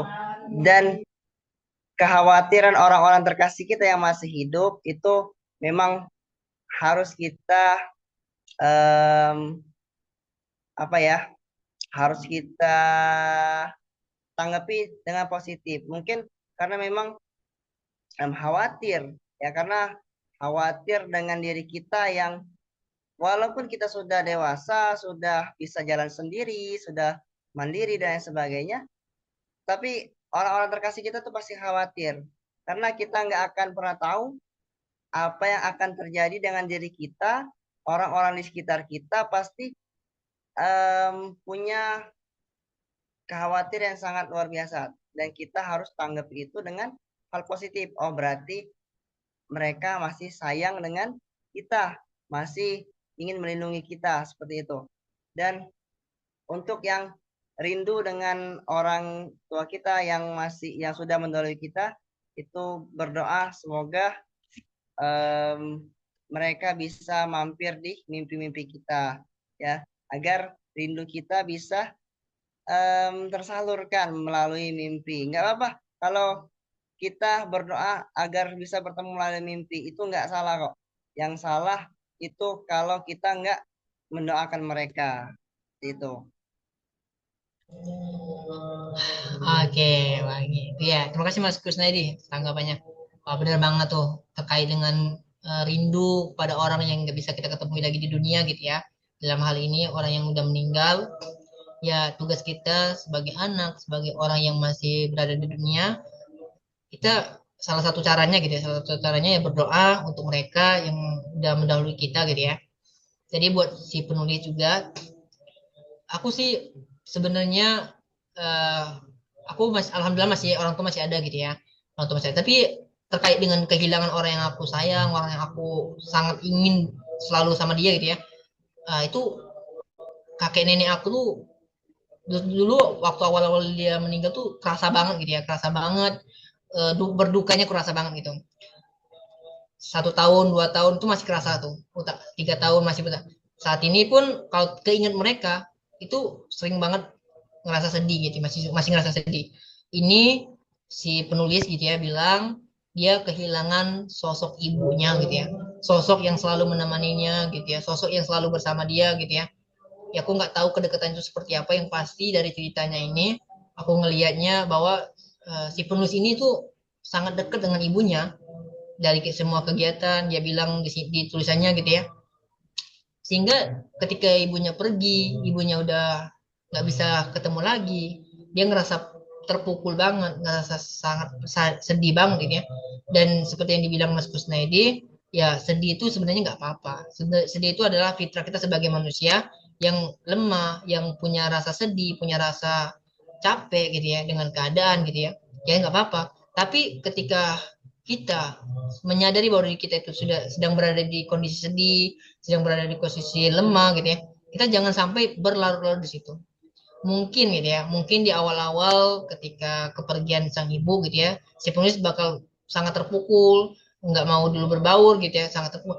Tapi ketika udah mulai berdamai tuh di ceritanya tadi gitu ya, di ceritanya si penulis gitu ya, dia bilang tuh udah berjalannya waktu, sering berjalannya waktu, dia mulai coba untuk bisa hidup dengan kemandiriannya gitu ya. Jalan-jalan kemana kesendirian, pergi ke tempat yang dia inginkan sendirian. Pun ketika dia rindu dengan ibunya, si penulis bilang dia bakal ke rumah barunya yaitu kuburan si ibunya gitu ya.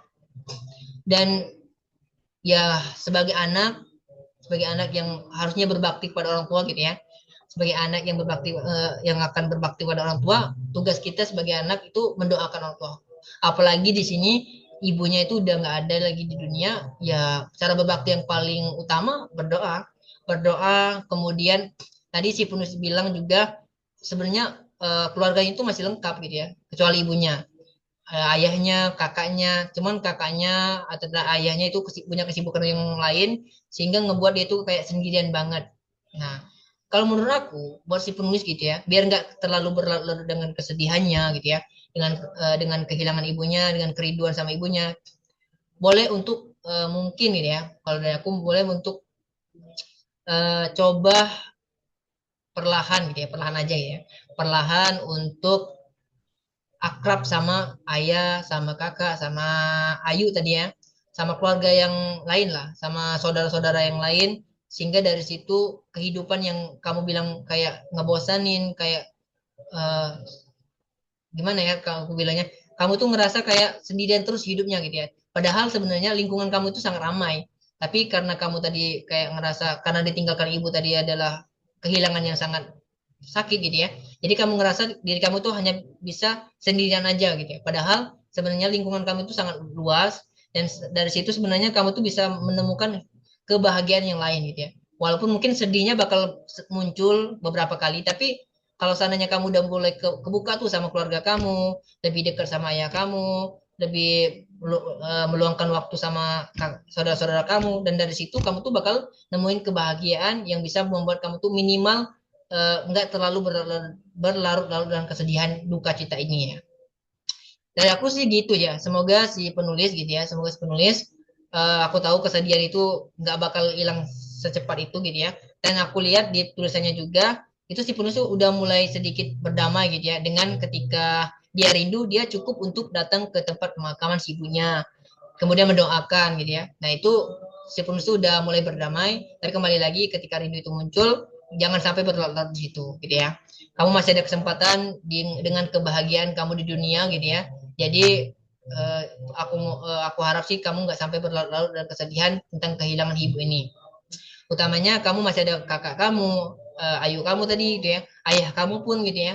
Dan itu aku rasa masih bisa kamu menemukan kebahagiaan di situ selain dari ketemu dengan ibu kamu tadi, karena kedekatan kamu dengan ibu kamu yang ngebuat kamu itu kayak ngerasa ketika ibu kamu hilang, kesendirian yang kamu alami itu kayaknya kesendirian yang abadi. Jadi stucknya di situ. Jadi kalau seandainya kamu pengen keluar dari situ, coba untuk lebih membuka diri kepada keluarga kamu, saudara-saudara kamu gitu ya, lingkungan sekitar kamu, cari circle yang baik yang bisa membuat kamu itu menemukan kebahagiaan yang berbeda. Sehingga dari situ kesedihan-kesedihan yang membuat kamu sedih ketika mengingat ibu kami yang meninggal itu perlahan tapi pasti bakal hilang gitu ya. Bakal hilang, walaupun nggak hilang, minimal kamu nggak sampai berlarut-larut. Gitu ya, semoga si penulis ngeliat nanti ceritanya sudah dibacain dan aku harap setelah cerita yang dibacain kamu sedikit ngerasanya lebih aman gitu ya, lebih nyaman setelah ceritanya dibacain. Karena cerita dibacain ini itu menunjukkan bahwa ada yang mendengarkan gitu ya, ada yang mendengarkan, ada yang udah membaca ceritanya. Jadi aku harap sih kamu lebih tenang. Oke, itu teman-teman cerita ketiga ya. Wah, ini waktunya udah habis mengantuknya. Oke, kita lanjut lagi teman-teman. Kalau seandainya teman-teman ada tanggapan lain terkait dengan cerita ketiga, boleh ditulis di kolom komentar ya. Oke, aku lanjut dulu teman-teman, karena kita masih ada 2 cerita lagi. Oke. Sorry. Aku nggak lihat jam ya. Oke. Kita lanjut ke cerita keempat ya. Nah, oke, masih ada 2 cerita dan ini cerita keempat teman-teman. Nama anonimnya inisial I. Wah, inisial I, tapi aku nggak tahu ini apa ya. Nama anonimnya inisial I. Sejak kecil aku tumbuh di rumah yang tidak pernah benar-benar tenang. Suara bentakan dan amarah sudah seperti bagian dari keseharian. Ayah adalah sosok yang keras dan sulit menahan emosinya. Kesalahan kecil saja bisa berubah jadi omelan panjang, cacian, dan teriakan. Rumah terasa penuh tekanan dan aku tumbuh dengan rasa takut yang terus menemani. Kemarin, aku kembali merasakan luka yang dalam. Aku membantu kakakku melahirkan tanpa sepengetahuan ayah. Saat ayah mengetahui hal itu, amarahnya meledak, bukan hanya kepadaku, tapi juga kepada ibu. Hatiku hancur ketika melihat ibu dibentak. Aku ingin membela, ingin marah, tapi yang bisa kulakukan hanya diam dan menangis. Tubuhku gemetar ketika ayah berkata, percuma kuliah kalau begini. Kalimat itu terus terngiang, seolah-olah menghapus semua usaha dan perjuanganku. Aku lelah. Rumah yang seharusnya menjadi tempat paling nyaman justru terasa asing bagiku. Bahkan sekarang, hanya melihat wajah ayah saja sudah membuat dadaku sesak. Aku memilih diam, mungkin karena memikirkan ibu. Jika bukan karena ibu, mungkin aku sudah memilih pergi. Selama ini aku selalu berusaha tidak menjadi beban. Kebutuhanku kuusahakan sendiri, dibantu ibu. Saat ibu membelikanku motor, ayah marah besar hingga pergi dari rumah selama seminggu. Aku merasa bersalah, tapi di sisi lain aku tahu, jika ayah tahu ibu menyimpan uang, mungkin uang itu tidak akan aman. Aku hidup dengan ketakutan, takut suatu hari bertemu laki-laki yang sifatnya seperti ayahku. Katanya jodoh adalah cerminan ayah, dan pikiran itu membuatku gentar. Kadang aku berpikir, mungkin lebih baik tidak menikah daripada mengulang luka yang sama. Wah, ini berat juga ya. Oke, ini cerita keempat ya, cerita keempat teman-teman, di mana nama anonimnya inisial I gitu ya, KI ini gitu ya. Dia bercerita terkait dengan keluarganya yang menurut dia gitu ya, utamanya ayahnya gitu ya, keluarganya yang nggak harmonis, di mana ayahnya itu karakternya itu sangat keras, emosional, dan dari situ dia ngerasa kayaknya ayahnya itu sangat mudah marah gitu ya. Kemudian dia cukup bertahan gitu ya, bertahan di situ bukan karena dirinya itu kuat gitu ya, tapi karena dia kasihan sama ibunya. Di mana dari ceritanya itu diceritakan bahwa ayahnya ini bukan hanya marah-marah sama si penulis saja, tapi sering marah-marah juga kepada ibunya si penulis juga gitu ya. Dan dari situ si penulis di ceritanya ini kita ngelihat bahwa si penulisnya itu sebenarnya sudah ketakutan banget ya, sudah ketakutan banget sama si ayahnya ini. Tapi karena si ayahnya ini karakternya memang begitu dari dulu gitu ya, jadi si penulis nggak bisa berbuat apa-apa dan dia juga bingung mau ngelakuin apa saat ini. Jadi dia coba ceritakan di sini pengen didengerin ceritanya gimana, dan aku harap sih si penulis bisa dengerin ceritanya nantinya. Walaupun nanti nggak, walaupun ini nggak join, semoga nanti ketika rekamannya di post gitu ya, nanti penulis bisa ngeliat ceritanya dibacain. Oke, Mas Kusnaidi nih, gimana nih tanggapannya terkait dengan cerita keempat ini, terkait dengan problematika di kehidupan rumah tangga si penulisnya? Boleh ditanggapin. Oke. Inisial I ya, entah itu Indah, Intan ya, atau Indri. Kita nggak pernah, tidak akan pernah bisa memilih kita lahir dari rahim siapa dan orang tua kita siapa. Dan yakinlah dari setiap apa yang dilakukan oleh orang tua kita itu mungkin adalah yang terbaik untuk kita. Tapi em, kalau kita dihadapkan dengan orang tua atau ayah yang emosi dan problematik dan lain sebagainya, jadikan itu sebagai ujian untuk kita, ya, ujian untuk ibu kita, ujian untuk kakak kita, ayu kita atau saudara-saudara kita juga, karena kita nggak akan pernah bisa mengubah sifat atau perilaku seseorang ya, kalau orangnya itu nggak bisa berubah ya, memang nggak ada kemauan untuk berubah.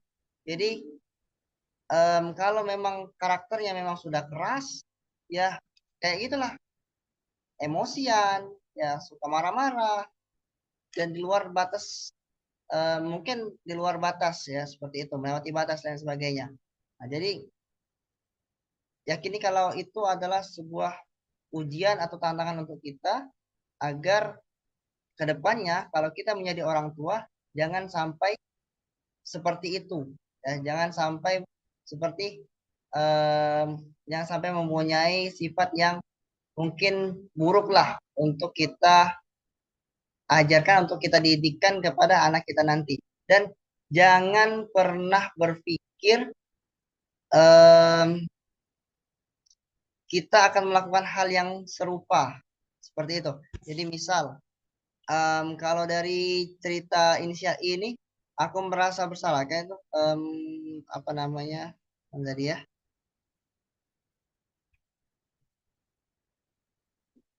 aku hidup dengan ketakutan, takut suatu hari bertemu dengan laki-laki yang sifatnya seperti ayahku. Nah, jodoh itu adalah cerminan dari diri kita ya. Kalau kita mempersiapkan diri kita dengan baik, insya Allah jodoh kita akan dapat yang baik juga seperti itu. Nah, kalau kita fokus kepada perbaikan diri, mempersiapkan diri menjadi lebih baik dengan ibadah dan lain sebagainya, insya Allah jodoh kita adalah orang yang memang cerminan dari diri kita. Dan jangan pernah berpikir kalau nanti kita akan mendapatkan pasangan yang tidak sesuai dengan keinginan kita. Tetaplah berhusnuzon, tetaplah berikhtiar dengan sebaik-baiknya, berhusnuzon dengan Allah, berikhtiar dengan cara memperbaiki diri kita, dan insya Allah dengan cara itu pikiran kita akan jadi tenang, tidak akan ada overthinking dan sebagainya. Memang kalau kita pernah dididik dengan didikan yang keras, itu memang mempengaruhi psikologis kita, mempengaruhi cara pengambilan keputusan kita. Tapi dari hal itu kita bisa menyimpulkan bahwa ini adalah ujian untuk diri kita, dan kita harus mengambil hikmah dari itu, dan kita harus berusaha untuk lebih baik lagi daripada orang tua kita. Jangan sampai kita melakukan hal yang sama nanti untuk anak-anak kita nanti atau keturunan-keturunan kita nanti. Dan semoga kita dipertemukan dengan pasangan yang baik, pasangan yang insya Allah membimbing kita ke jalan yang diridhoi oleh Allah Subhanahu wa taala. Tuh. Oke, wah, iya tuh aku hampir lupa tadi menggarisbawain yang dibahas oleh si penulis gitu ya. Inisial I terkait dengan dia tuh takut nanti di masa depan dia ketemu jodoh yang sama kayak ayahnya. Berarti kita dapat satu kesimpulan tuh bahwa si penulis ini ternyata perempuan gitu ya. Oke, aku pengen sedikit gitu ya ngebahas terkait dengan cerita si penulis, terkait dengan orang tua yang punya emosional, terkait dengan emosional nggak bisa kontrol gitu dari orang tuanya gitu ya, terutama ayahnya tadi ya. Ya mungkin kita nggak pernah tahu teman-teman, orang tua kita dulu tuh dididik dengan cara seperti apa. Aku rasa sih teman-teman tuh bakal ngerti ya gimana ketika orang tua kita dulu keadaannya gimana, itu dididiknya seperti apa tuh paham gitu ya, bahwa sebenarnya kalau dulu sebenarnya sangat sulit untuk kita menemukan tentang pendidikan parenting, tentang pendidikan kepada anak tuh gimana untuk orang tua gitu ya. Dan aku rasa kenapa banyak orang tua kita gitu ya, orang tua Gen Z, orang tua yang umuran kita itu uh, merasakan punya orang tua, anak-anak seperti kita gitu yang Gen Z merasakan punya orang tua yang temperamen, cepat marah, emosional gitu ya, yang mudah, mungkin ada yang mudah ngambekan gitu ya. Aku rasa sih itu berasal dari kurang siapnya mereka dalam hal pernikahan. Karena mungkin dulu ya, dulu yang aku tahu, dulu itu sangat sulit untuk menemukan kayak sekarang, kayak belajar tentang persiapan pernikahan, belajar tentang cara mendidik anak gimana gitu ya, belajar cara untuk kehidupan rumah tangga tuh harus seperti apa. Dulu tuh sangat sulit untuk belajar yang kayak gitu. Jadi persiapan mereka tuh sangat sedikit, sangat kecil untuk mereka mendapatkan ilmu tentang itu, sehingga ketika mereka sudah berkeluarga, mereka mempunyai anak, dan dari situ ya karena mereka belum belum terlalu siap dia emosional gitu ya. Dan dari situ sih aku sedikit memaklumi kenapa orang tua itu seringkali bertingkah kayak di luar batas gitu ya terkait dengan emosionalnya. Karena aku juga mirip sama kayak si penulis, punya orang tua utamanya ayah aku sendiri yang punya temperamen, eh, punya salah dikit langsung marah-marah gitu. Dan aku juga menjalani hal yang sama kayak si penulis, bertahan karena ngelihat ibu aku yang sampai saat itu masih bertahan dengan ayahku yang kayak gitu gitu ya. Padahal sebenarnya kalau saya ibu aku tuh mau sampai pisah, sampai pindah gitu ya, pindah kota atau gimana, itu bisa aja. Tapi karena ibu aku tuh bertahan, ya aku cukup menghargai itu dan aku tetap sama ibu aku gitu ya. Dan sampai hari ini tuh alhamdulillahnya nggak sampai sampai bercerai, nggak sampai rusak gitu ya. Walaupun mungkin emosionalnya tuh masih sering muncul ketika orang tua aku itu udah berada di kondisi yang tidak memungkinkan gitu ya. Nah, kondisi-kondisi kayak orang tua kita yang memiliki emosi yang di luar batas, temperamen gitu ya, itu tuh berasal dari kesiapan mereka dalam pernikahan itu kurang ketika mereka ke jenjang pernikahan, ketika dulu gitu ya, ketika ibu kita atau ayah kita itu mau menikah, mereka kurang mempersiapkan dalam segi emosionalnya. Dan saat ini, ketika si Punus bilang tadi, dia berada di ketakutan tuh, dia ngelihat orang tuanya kayak gitu ya, ayahnya dengan emosinya kayak gitu. Kemudian si penulis tuh bilang dia takut nanti ketika dia mau menikah dia ketemu dengan sosok seperti ayahnya ya gitu ya, yang punya emosi yang tidak bisa dikontrol.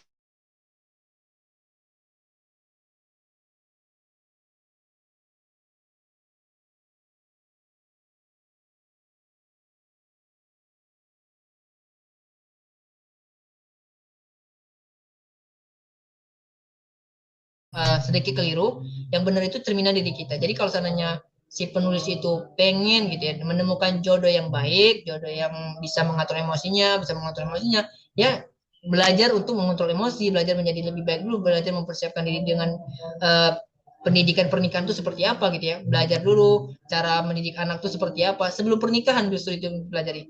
Belajar untuk mengontrol emosi itu gimana, pun ketika kita mau menikah, kita harus mengintrospeksi diri dulu. Kita ini udah gimana nih? Udah sejauh mana nih dalam segi emosi, kita udah bisa dikontrol belum? Dalam segi sifat kita masih kayak anak-anak belum gitu ya. Kayak kita udah mulai dewasa mengatasi masalah atau belum gitu ya. Dan dari situ tuh kita tuh bisa nilai diri kita udah siap atau belumnya itu dari diri kita sendiri sebenarnya.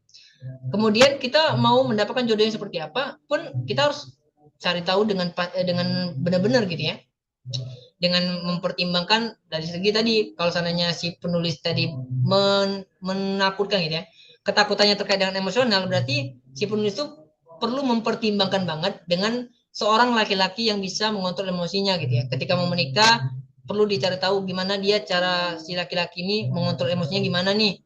Jangan sampai kejadian kayak si ayahnya tadi gitu ya, emosi ketika ada masalah gitu ya. Nah, di situ si penulis itu bisa memilih di situ. Jadi jangan takut terkait dengan pernikahan kamu selanjutnya, dan justru seperti yang Mas Kusnadi bilang tadi, di situ kamu bisa memutus rantai pendidikan kayak gitu. Jadi mungkin orang tua kita mendidik kita itu seperti orang tuanya kakek neneknya kita itu mendidik orang tua kita dulu gitu ya. Nah, selanjutnya ketika kita sudah menjadi orang tua, tugas kita ya seharusnya membatasi itu. Dan dari situ sebenarnya kita bisa melihat manfaatnya gitu ya. Oh, ternyata cara mendidik orang tua aku ini salah. Sehingga dari situ kita bakal berpikir bahwa anak-anakku nanti nggak bakal aku didik seperti ini gitu ya. Aku bakal lebih prepare lagi untuk mempelajari cara mendidik anak yang baik gimana. Nah, dari situ sih sebenarnya sih kalau saya mau mengambil pelajaran dari kejadian ini itu bisa banget gitu ya. Jadi buat si penulis jangan takut menikah karena karakter ayah kamu gitu ya. Tapi aku cukup prihatin juga terkait dengan kondisi keluarga kamu yang mungkin ngelihat ayah kamu temperamen gitu ya. Karena aku juga berada di posisi yang sama gitu ya. Mempunyai seorang ayah, sosok ayah yang temperamen juga. Mungkin teman-teman nggak pernah ngelihat seorang suami menjolorkan pistol gitu ya, pistol secara langsung di depan muka, di depan anaknya ya. Dan itu pernah kejadian sama aku langsung gitu ya. Itu sampai kayak gitu, dan itu menjadi trauma untuk aku sendiri, dan itu perlu berapa tahun untuk aku bisa lepas dari trauma itu gitu. Sampai kayak gitu untuk orang tua aku, dan aku rasa sih orang tua si penulis juga mungkin temperamennya sudah sangat uh, berat juga gitu ya.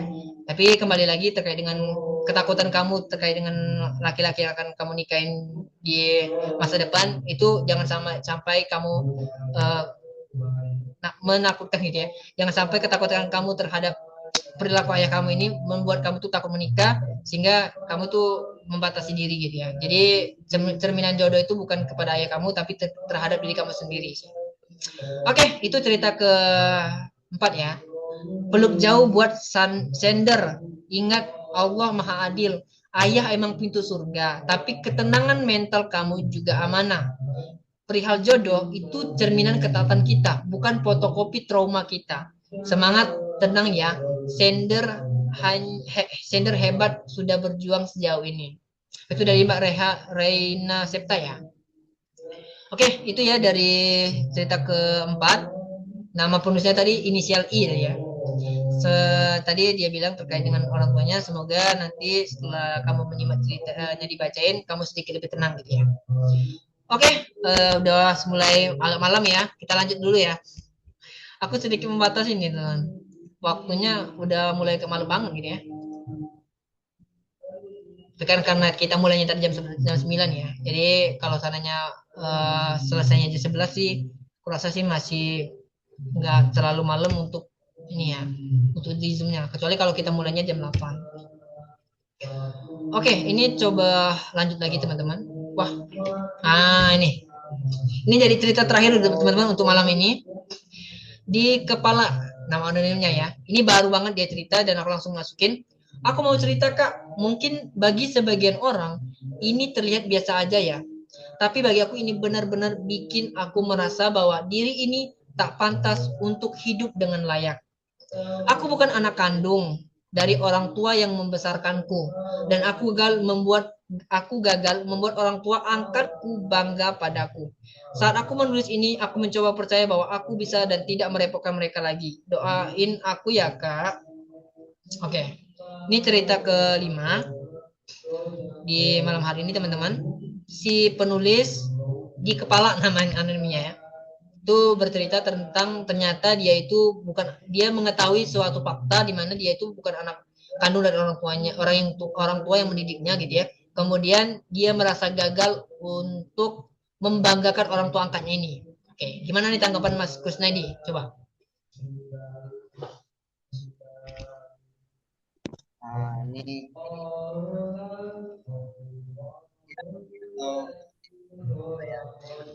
Agak kecil Mas Kusnaidi. Boleh di agak dekat. Ah ya. Ya. disampaikan oleh anonim di kepala yang perlu kita takuti, perlu kita sembunyikan. Kalau orang tua yang membesarkan kita, entah itu orang tua yang melahirkan kita, orang tua yang membesarkan kita, itu tetap sama-sama orang tua. Karena em, mungkin orang tua yang melahirkan kita itu tidak punya mental atau tidak punya kemampuan untuk membesarkan kita. Atau ada hal yang lain yang mempengaruhi kita dibesarkan oleh orang tua yang lain atau orang tua angkat kita. Itulah kita harus bernamai dengan takdir ya. Jadi memang kita nggak bisa memilih kita dilahirkan dari siapa, dibesarkan oleh siapa, ya. Kita matinya kita meninggalnya kapan, ya. Itu memang takdir. Tapi kita juga bisa em, merubah jalan hidup kita dengan cara kita berikhtiar dan berdoa dengan Allah. Dan kalau kita sudah tahu kalau kita bukan anak kandung dari orang tua yang membesarkan kita, apa ya? Tetaplah jadikan mereka sebagai orang tua, ya. Orang tua yang telah mendidik kita, yang telah membesarkan kita. Karena jasanya atau nilainya sama seperti orang tua yang melahirkan kita. Ya, jadi kita sama-sama mereka sama-sama punya derajat yang sama karena tanggung jawab membesarkan dan melahirkan itu sama seperti itu. Jadi jangan pernah kita merasa oh mereka bukan orang tua kandungku, mereka aku nggak pantas kayak itu. Dan kita juga harus em, apa namanya ya bisa membahagiakan mereka juga ya karena kita kalau kita memang nggak tahu siapa yang orang tua kita yang asli atau orang tua yang melahirkan kita, percayalah orang tua yang membesarkan kita itu sama sayangnya dengan orang tua yang melahirkan kita. Karena mereka sudah mengambil tanggung jawab, mengambil em,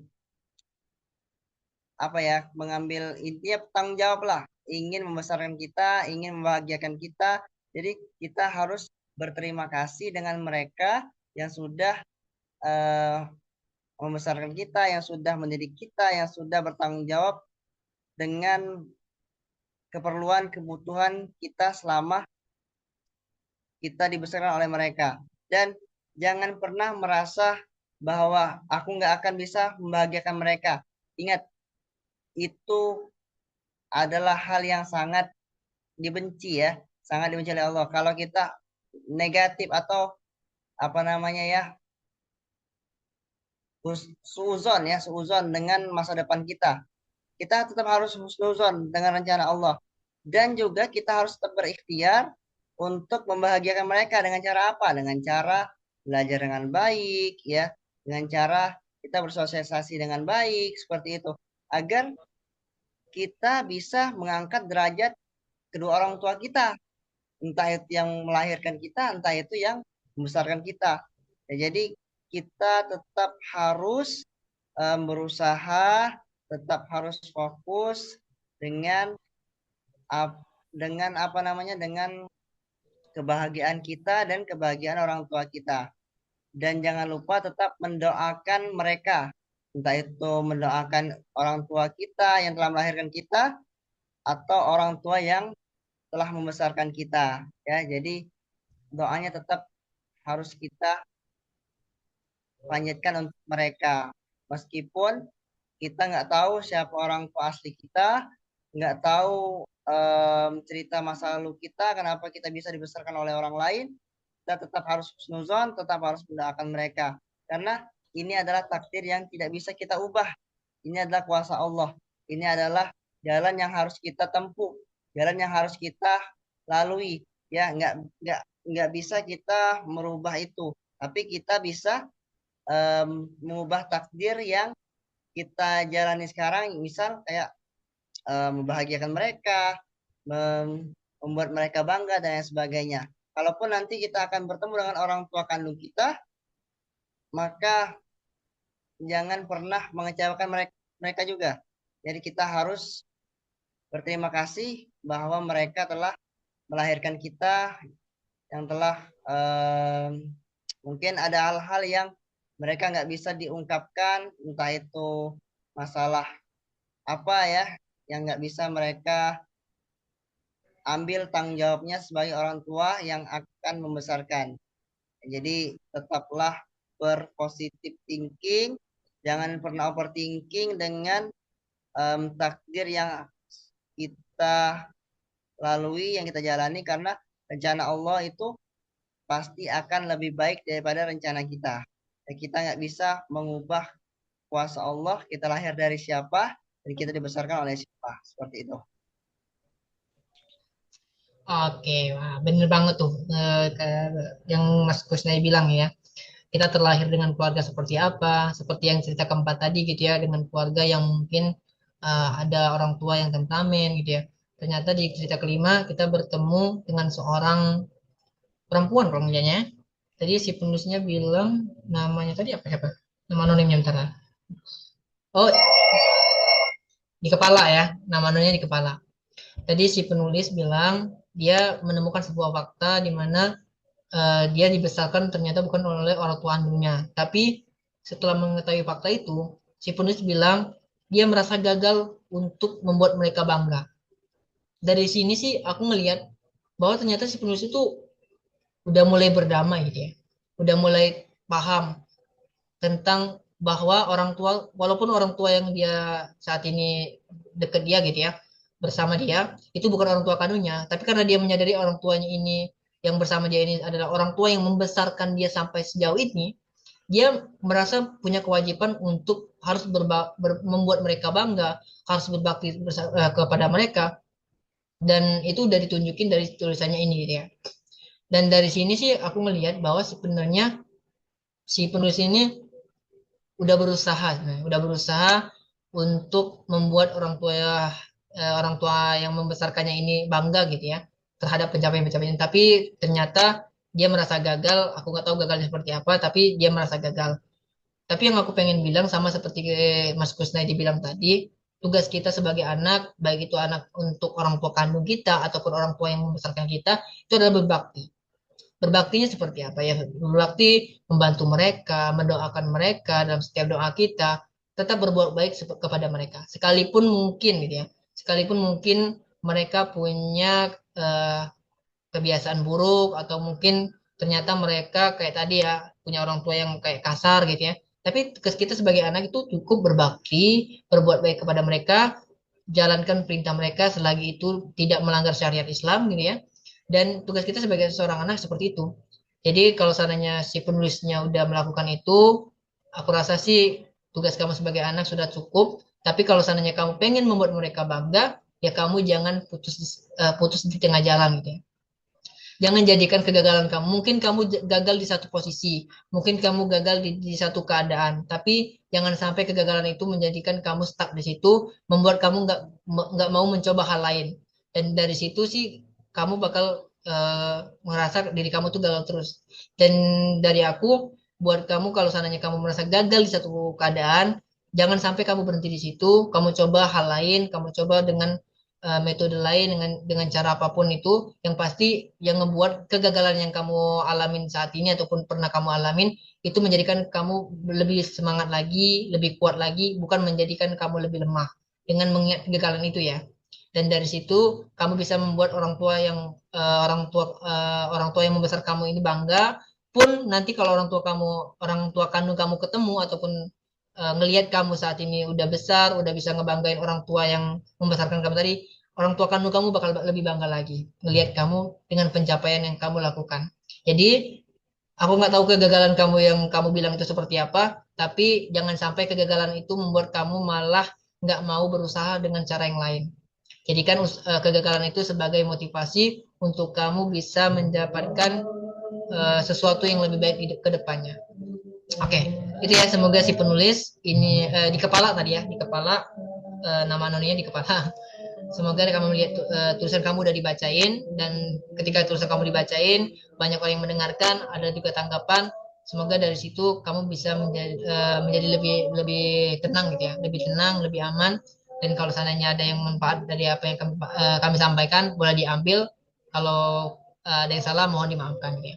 Buat sender, ini dari Mbak Raina nih, buat si penulis ya.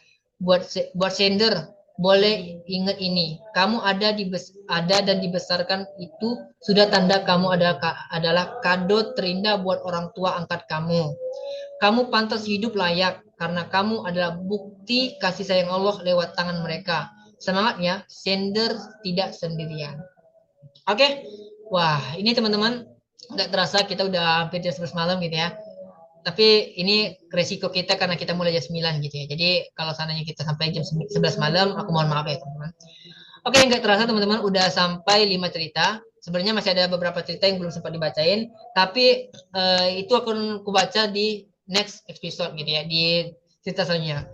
Dan aku harap teman-teman join di next episode karena eh, dibacain pekan depan, aku bakal ngajak sesuatu yang berbeda lah. Sesuatu yang berbeda pokoknya.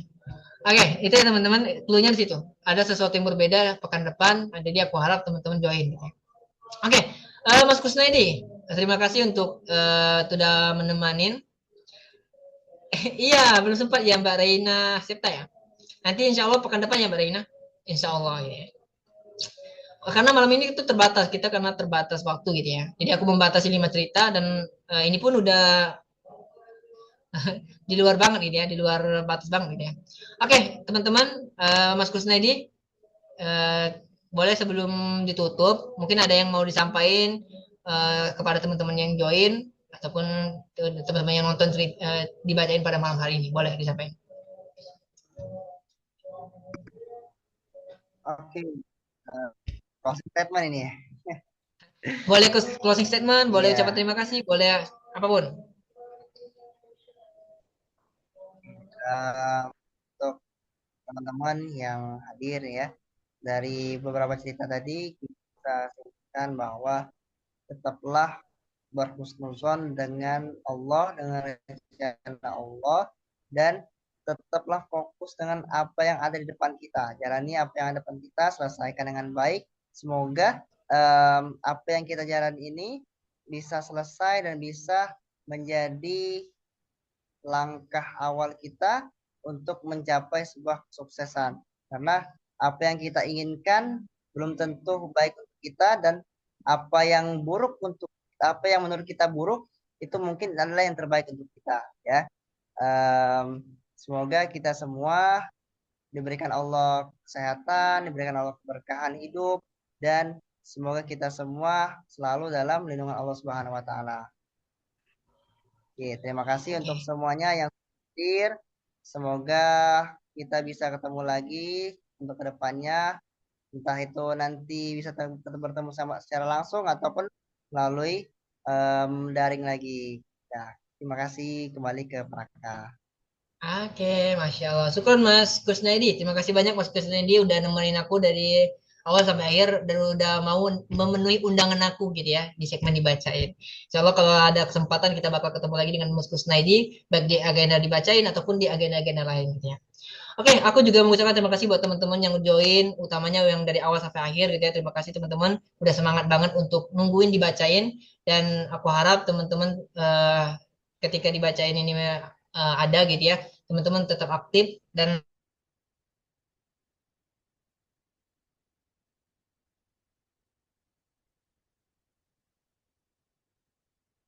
ini terlalu malam, dan kita ambil keberkahan teman-teman dari pertemuan kita pada malam hari ini. Kita tutup dengan doa kafaratul majelis. Subhanakallahumma wa bihamdika asyhadu an la ilaha illa anta astaghfiruka wa atubu ilaik. Saya Hyung Praka teman-teman, dan teman saya Mas Kusnaidi pamit undur diri. Saya akhiri, wassalamualaikum warahmatullahi wabarakatuh. Bye bye. Sampai jumpa teman-teman di segmen dibacain pekan depan. Bye.